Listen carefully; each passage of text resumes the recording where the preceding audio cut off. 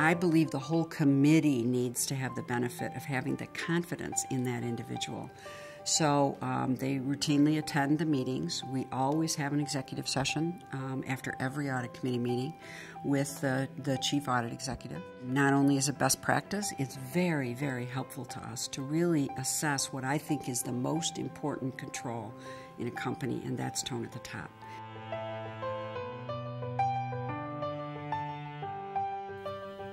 I think that the relationship between the internal audit department and the board has changed dramatically over the last decade.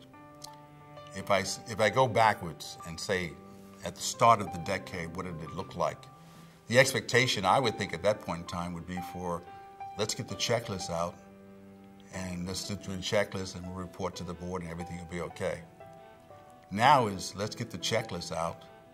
Let's think about the other things we should be telling the board because they're going to have questions about the things beyond the checklist. So I think what's grown out of this is that it's not as robotic as it was 10 years ago, and it's more intellectually stimulating in terms of the challenges that exist for the internal auditor.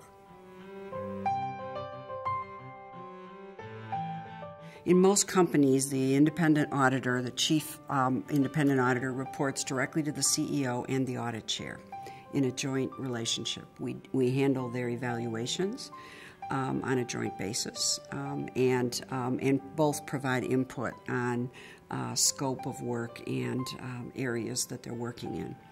And so as audit chair, I find myself quarterly in communication with the lead independent auditor, and find those conversations to be very helpful and very instructive.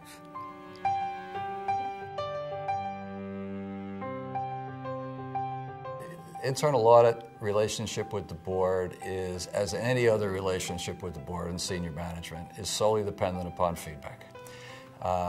In New York, we had a mayor by the name of Ed Koch, and Ed Koch used to walk around the street saying, "How am I doing?" A good internal audit director will always ask, "How am I doing? How are we doing?" That's one piece of it.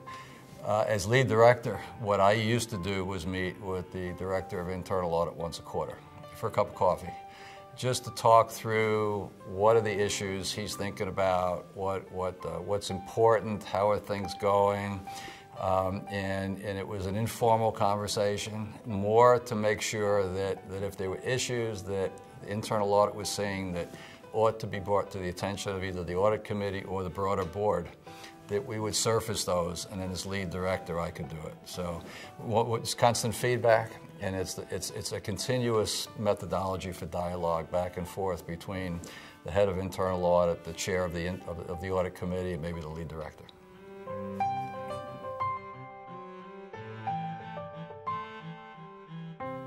The audit committee requires the chief audit executive to report to them directly. The audit chair actually sets the salary for the internal audit, for the CAE. And in addition to that, administratively, the chief audit executive reports to most probably the CEO or CFO. But in terms of matters other than administrative, he or she reports to the audit committee itself. And having that leverage over that individual, that I am your superior, supervisor, whatever you want to quantify it as, it means that I expect you to deal with me directly, not through any sort of intermediary. So that's the expectation that every audit committee should have of its CAE.